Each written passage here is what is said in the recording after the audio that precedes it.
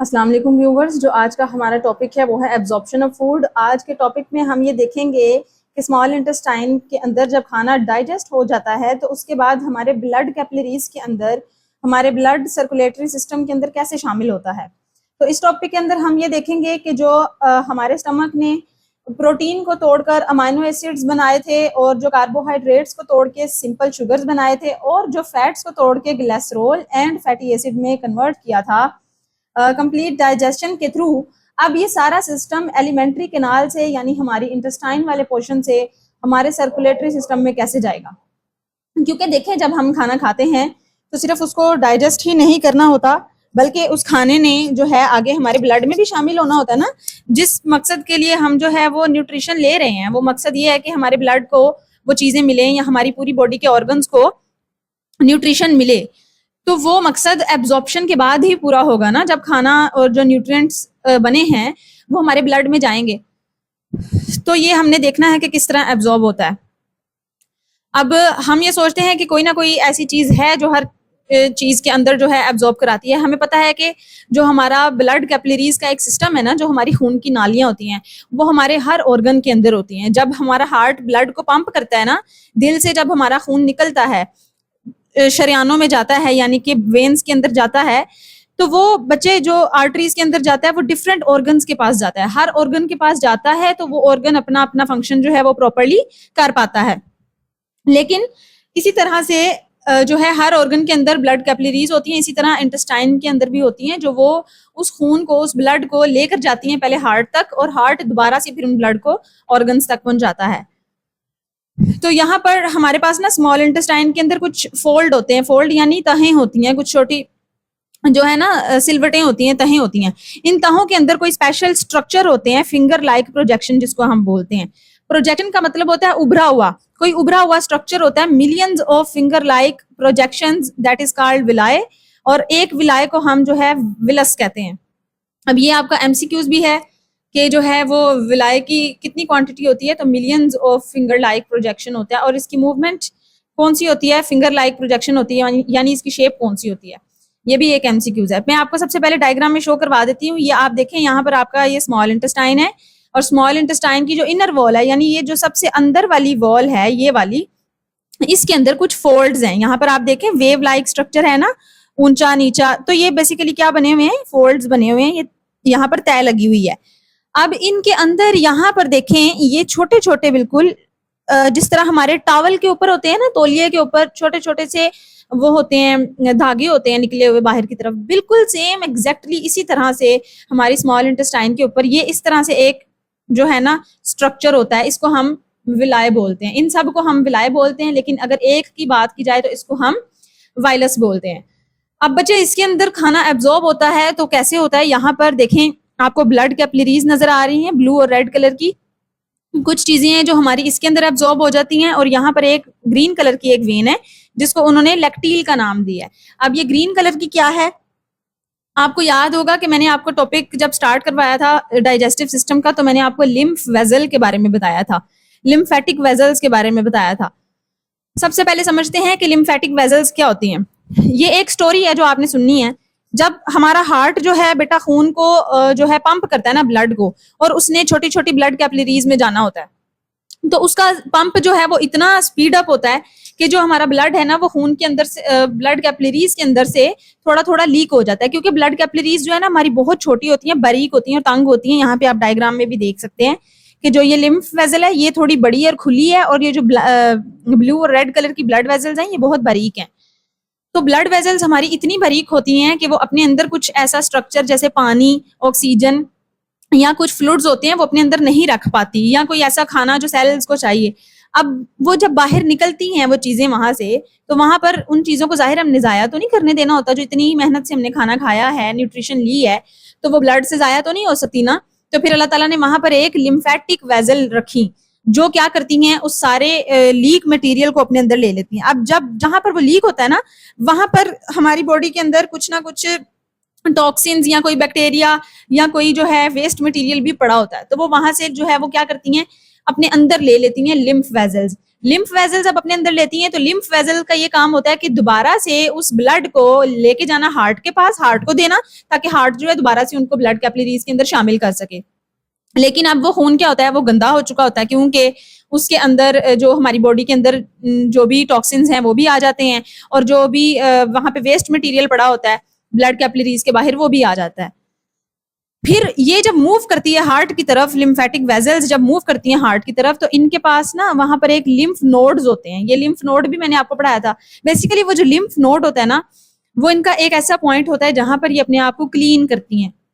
वहां पर बहुत ज्यादा व्हाइट ब्लड सेल्स होते हैं। आपने पढ़ा होगा कि व्हाइट ब्लड सेल्स जो हैं हमारी इम्यूनिटी प्रोड्यूस करते हैं, और हमारी बॉडी में जो भी बैक्टीरिया या जो भी कोई हमारे खिलाफ चीज है उसको किल करते हैं। तो वो व्हाइट ब्लड सेल्स वहां पर लिम्फेटिक वेजल से आने वाले ब्लड को प्रॉपरली क्लीन कर देते हैं, और लिम्फ नोड से फिर ब्लड गुजरता हुआ हार्ट के पास चला जाता है, और हार्ट उसको दोबारा से ब्लड कैपिलरीज के अंदर भेज देता है। अब यहाँ पर इस वेजल का क्या काम है और इसको लैक्टील का नाम क्यों दिया गया है, हम ये अभी जो है इसके अंदर टॉपिक के अंदर डिस्कस करते हैं। चलें जरा यहाँ पे आ जाएं। यहाँ पर कुछ फोल्ड्स और विलाय होते हैं, जैसा कि मैंने आपको दिखाया है डायग्राम के अंदर, जो क्या करते हैं एब्जॉर्प्शन करने के लिए, फूड की एब्जॉर्प्शन करने के लिए हेल्प आउट करते हैं, उसको जगह देते हैं खाने को कि वो वहां पर आके एब्जॉर्ब हो जाए। अब खाने के जो मॉलिक्यूल्स होते हैं, आपको पता है छोटे छोटे मॉलिक्यूल्स होते हैं, जैसे उन मॉलिक्यूल्स का क्या नाम है, अमाइनो एसिड, सिंपल शुगर्स होते हैं, ग्लिसरॉल्स होते हैं और फैटी एसिड होते हैं। ये जो बच्चे मॉलिक्यूल्स होते हैं ना, ये वहां पर उस सरफेस में एब्जॉर्ब होते हैं डिफ्यूजन और एक्टिव ट्रांसपोर्ट के थ्रू। डिफ्यूजन और एक्टिव ट्रांसपोर्ट आप केमिस्ट्री में पढ़ के आए हैं। डिफ्यूजन का मतलब होता है किसी चीज का हायर कंसंट्रेशन से लोअर कंसंट्रेशन वाली जगह पे मूव कर जाना। यानी अगर एक जगह पर पानी के ड्रॉप्स बहुत ज्यादा हैं, पानी बहुत ज्यादा है, तो पानी क्या करेगा, हमेशा बहाव में होता है पानी। जहां पर पानी ज्यादा होता है पानी हमेशा वहां नहीं रुकता, पानी आगे की तरफ जाता है, ऐसी जगह पर जाएगा जहां पर पानी पहले से मौजूद नहीं है। कभी आपने पानी को गिराकर देखा है कि पानी हमेशा आगे की तरफ, नीचे की तरफ मूव करता है जहां पर पानी नहीं होता। तो बेसिकली जब हमारे बॉडी के अंदर, हमारे ब्लड के अंदर अमाइनो एसिड्स और सिंपल शुगर नहीं होती वहां पर, तो ये जो मॉलिक्यूल्स है छोटे छोटे, ये फौरन से ब्लड कैपिलरीज के अंदर चले जाते हैं उनको न्यूट्रिशन प्रोवाइड करने के लिए। और वहीं पर एक्टिव ट्रांसपोर्ट होती है। एक्टिव ट्रांसपोर्ट का मतलब है कि किसी चीज का लोअर कंसंट्रेशन से हायर कंसंट्रेशन की तरफ जाना। फिर वहां पर जो है कुछ चीजें ऐसी होती हैं जो पहले से मौजूद भी होती हैं हमारी बॉडी में, लेकिन फिर भी वो बन रही होती हैं हमारी स्मॉल इंटेस्टाइन में, तो वहां पर वो जो है वो एब्जॉर्ब हो जाती हैं एक्टिव ट्रांसपोर्ट के थ्रू। अब यहाँ पर जो वॉल है विलस की is made up of single layer of cells. वो कह रहा है कि वहां पर एक सिंगल लेयर होती है सेल्स की, एंड इनसाइड द वायलस। अब ये जो सारा बेटा टॉपिक है ना, यहाँ से लेकर यहाँ तक, ये इसके ऊपर आपने हेडिंग लगानी है विलाय की, और ये विलाय के बारे में सारी इन्फॉर्मेशन है। अगर विलाय का शॉर्ट क्वेश्चन आ भी जाता है तो आपने ये सारी उसके अंदर इन्फॉर्मेशन लिखनी है। फिर कहते हैं inside the villus there are blood capillaries and a lymph vessel called lacteal. अब मैंने आपको पहले भी डायग्राम में भी दिखाया कि जो विलस होता है हमारा, उसके अंदर ब्लड कैपिलरीज होती हैं और लैक्टील होते हैं, यानी कि एक लिम्फ वेसल होती है जिसको लैक्टील का नाम दिया। अब इसको लैक्टील का नाम हमने क्यों दिया, बच्चे याद रखें कि जब लैक्टील का वर्ड आता है इसका मतलब होता है मिल्क। ये मिल्क से निकला है लैक्ट का वर्ड जो है ना। अब देखें यहाँ पर जो फैट्स होते हैं ना हमारे, वो जाते हैं लिम्फ वेजल्स के अंदर।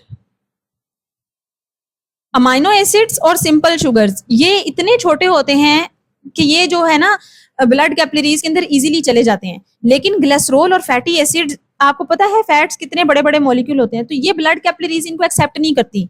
क्यों? क्योंकि ब्लड कैपिलरीज के अंदर जगह नहीं होती कि वो फैट के मॉलिक्यूल्स को अंदर रख सकें। तो फिर जो लिम्फ वेसल होती है ना, वो इतनी बड़ी होती है कि फैट्स को एक्सेप्ट कर लेती है, तो फैट सारे उसके अंदर चले जाते हैं। अब यहाँ पर मौजूद था पहले से एक फ्लूइड, जब उस फ्लूइड के अंदर फैटी एसिड जाता है या कोई चिकनाई वाली चीज जाती है, तो वो आपस में मिक्स होकर एक पेस्ट बना देती है, एक मिल्की सा पेस्ट बना देती है व्हाइट कलर का, जिसको हम मिल्की पेस्ट बोलते हैं। इस वजह से इस वेजल को हम लैक्टील बोलते हैं। क्यों? क्योंकि उसके अंदर एक मिल्की जो है वो फ्लूइड होता है।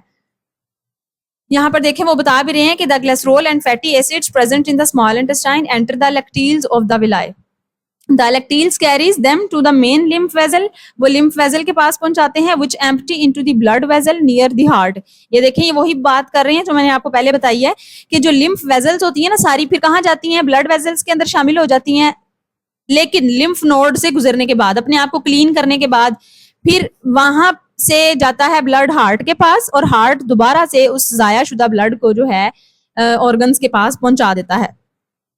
यहाँ पर अमाइनो एसिड्स और शुगर्स, सिंपल शुगर्स इतने छोटे होते हैं कि ये ब्लड कैपिलरीज के अंदर चले जाते हैं विलायक की। बच्चे ये एमसीक्यूज भी है, इसको जरा नोट कर लें कि जो ग्लिसरॉल और फैटी एसिड्स है वो लैक्टील के अंदर जाता है, और हमारे पास जो सिंपल शुगर्स और अमाइनो एसिड्स हैं ये ब्लड कैपिलरीज के अंदर जाते हैं। ये दो इंपॉर्टेंट एमसीक्यूज हैं। एमसीक्यूज में आपको साथ साथ इसलिए बता देती हूँ कि बाज़ औक़ात बाद में बंदा भूल भी जाता है, लेकिन इसके जो शॉर्ट क्वेश्चन है हर चैप्टर के और जो लॉन्ग क्वेश्चन हैं वो किस तरह से आपने बोर्ड में लिखने हैं उसके प्रॉपर नोट्स मैंने बनाए हुए हैं। वो आपको मैं चैप्टर के लास्ट पे एक वीडियो बनाऊंगी और उसमें आपको दूंगी। उसके लिए आपने मुझे कमेंट करके भी बताना है कि आपको नोट्स चाहिए या नहीं, तो फिर मैं उसके लिए एक सेपरेट वीडियो बनाऊंगी शॉर्ट क्वेश्चन पे और लॉन्ग क्वेश्चन पे। और अगर आपको किसी और चैप्टर के भी नोट्स चाहिए तो आप मुझे कमेंट में जरूर बता सकते हैं, और मेरा चैनल भी सब्सक्राइब कर लें। अगर कोई भी सवाल हो तो वो भी आप कमेंट में मुझे बता सकते हैं। अब बच्चे ये जो कैपिलरीज होती है ना, ब्लड कैपिलरीज जिसके अंदर खून होता है, ये क्या करती हैं, फिर जाती हैं हेपेटिक पोर्टल वेन के पास। अब ये हेपेटिक पोर्टल वेन क्या है, जरा थोड़ा सा पीछे चले जाएं, यहाँ पर जहां पर हमारा लीवर था, सॉरी यहाँ पर ये देखें जो लीवर है बच्चे, लीवर जहां पर है उसके पास ही स्मॉल इंटेस्टाइन है। स्मॉल इंटेस्टाइन से जब ब्लड कैपिलरीज से जो खाना आता है, जो ब्लड आता है वो इसके अंदर जाता है, हेपेटिक पोर्टल वेन। यहाँ पर एक लीवर के साथ एक वेन होती है बड़ी सी, इस तरह जिस तरह मैं ड्रॉ कर रही हूँ, उसको बोलते हैं हेपेटिक पोर्टल वेन। हेपेटिक इसलिए बोलते हैं क्योंकि वो लीवर के साथ अटैच है। जो लीवर के साथ अटैच चीज होती है उसको हम हेपेटिक बोलते हैं, जो लीवर से एसोसिएटेड होती है। अब उसके अंदर क्यों जाता है, वहां से फिर खाना जो है वो हार्ट के पास जाता है। अब आपका यहाँ पर सवाल होगा कि खाना डायरेक्ट भी तो हार्ट के अंदर जा सकता है, तो लीवर के अंदर पहले क्यों जाता है खाना, वो ब्लड जो है वो लीवर के अंदर क्यों जाता है, खून सीधा सीधा भी तो हार्ट के पास जा सकता है। लेकिन यहाँ पर मैं आपको एक लीवर का इंपॉर्टेंट फंक्शन बताती हूँ। वैसे तो आगे इसका जो है ना एक टॉपिक है रोल ऑफ लीवर का, लेकिन यहाँ पर मैं आपको लीवर का इंपॉर्टेंट फंक्शन बताती हूँ। वो ये कि जो लीवर है हमारे अंदर डिटॉक्सिफिकेशन का काम करता है हमारी बॉडी के अंदर। अब देखिए मिसाल ले लें, जैसे आपने कोई भी ऐसी चीज खा ली है अपने स्टमक के अंदर कि जो आपको नहीं चाहिए थी, या मिसाल ले लें आपने कोई मेडिसिन खा ली है। जब आप मेडिसिन खाते हैं तो उसका असर आपको एक मखसूस वक्त तक चाहिए होता है ना, ऐसा तो नहीं होता कि उसका असर जो है वो आपकी बॉडी में हमेशा रहे। मेडिसिन की जरूरत आपको सिर्फ तब होती है जब आप बीमार होते हैं। बीमारी के बाद तो उसका असर आपको नहीं चाहिए होता ना मेडिसिन का। तो आप सोचें कि जो हम मेडिसिन खाते हैं या जो हम खाने के साथ जर्म्स और बैक्टीरिया और ऐसी चीजें भी खा जाते हैं जो बाज़ औक़ात हमें नहीं पता चलता और हम खा जाते हैं, जो हमारी बॉडी को नहीं चाहिए होती हैं, हमारी बॉडी के लिए नुकसानदेह होती हैं, टॉक्सिक होती हैं। जैसे अगर कभी आपने बहुत ज्यादा मिर्चें खा ली हैं, कभी आपने बहुत ज्यादा अजीब अजीब सॉस खा ली है, फास्ट फूड खा लिया है, ये हमारी बॉडी को चीजें नहीं चाहिए होती। और दवाई भी जो है एक मखसूस वक्त तक चाहिए होती है। तो ये सारी चीजें भी क्या होती हैं, स्टमक के अंदर जाती हैं, स्टमक से स्मॉल इंटेस्टाइन के अंदर जाती हैं और इंटेस्टाइन से ब्लड के अंदर एब्जॉर्ब होती हैं। लेकिन इमेजिन करें अगर ये सारा गंद लेके ब्लड जो है हार्ट के पास चला जाए तो हमारी पूरी बॉडी में तो गंदा खून ही, वो जो है अनक्लीन्ड जो ब्लड है वही सर्कुलेट होता रहेगा, तो हम बीमार हो जाएंगे, हम तो ठीक होंगे ही नहीं। तो वहां पर लीवर के पास उसका जाने का मकसद यही होता है कि जो लीवर है वहां पर डिटॉक्सिफाई करे उन चीजों को, जो चीजें हमें नहीं चाहिए। एक काम हो गया। दूसरा काम ये होता है कि अक्सर हम खाने में जो है बहुत ज्यादा शुगर इनटेक कर लेते हैं, यानी कि ब्लड जो है वो, ब्लड शुगर लेवल जो है वो ज्यादा हो जाता है। तो फिर अगर हमारी बॉडी में ब्लड शुगर लेवल ज्यादा हो जाएगा तो वो भी हमारे लिए नुकसानदेह होगा। इसलिए लीवर क्या करता है, उस शुगर को अपने अंदर ग्लाइकोजन की फॉर्म में स्टोर कर लेता है, जो बाद में उसको यूज करता है। दूसरा काम हो गया। तीसरा काम ये है, जितने भी न्यूट्रिएंट्स हमारे ब्लड के अंदर गए हैं ना, उन न्यूट्रिएंट्स को ये क्या करता है, उनको मॉडिफाई करके, यानी कि अगर जिस तरह अमाइनो एसिड हमारे ब्लड के अंदर गया है तो अमाइनो एसिड तो हमारी बॉडी को उस तरह से तो नहीं चाहिए, उस फॉर्म में छोटे छोटे मॉलिक्यूल्स की फॉर्म में चाहिए ना, किसी विटामिन की सूरत में चाहिए या किसी प्रोटीन की सूरत में चाहिए। तो उनको फिर ये कन्वर्ट करके हमारी तमाम बॉडी के पार्ट्स को जो है वो भेजता है, उनको ये कन्वर्ट करके दोबारा से ब्लड के अंदर भेजता है, जो हार्ट के पास होती है ब्लड कैपिलरीज, और फिर हार्ट जो है वो उस क्लीन और प्योरिफाइड ब्लड को जो है हमारी बॉडी के ऑर्गन्स तक पहुंचाता है। ये देखें कि कितना जबरदस्त एक निजाम है कि जो हम गंदी मंदी चीजें खा लेते हैं बाजार की, या पैक्ड फूड या प्रोसेस्ड फूड जो हमारे लिए नुकसानदेह होता है, अल्लाह ताला ने कितना अच्छा एक निजाम बनाया है कि वो उसको क्लीन करता है पहले वहां पे। वो ऐसे हमारे ब्लड में नहीं जाता जब तक वो क्लीन ना हो जाए, लीवर से गुजर ना जाए। तो अब आपको रोल ऑफ लीवर भी समझ आ गया होगा कि लीवर जो है हमारी बॉडी के लिए कितना इंपॉर्टेंट है। तो एक वक्त ऐसा आता है कि जब हम बहुत सारी ये चीजें खा लेते हैं, ज्यादा शुगर खाना शुरू कर देते हैं, ज्यादा स्पाइसेस, तो हमारा लीवर भी खराब होना शुरू हो जाता है ज्यादा काम कर करके। तो इसलिए मना करते हैं कि इस तरह की चीजें ज्यादा नहीं खानी चाहिए, क्योंकि हमारा लीवर जो है इन चीजों से जो है वो खराब हो जाता है। तो आज का टॉपिक बेटे यहाँ पे खत्म होता है। नेक्स्ट हम लार्ज इंटेस्टाइन को डिस्कस करेंगे। तब तक के लिए अल्लाह हाफिज।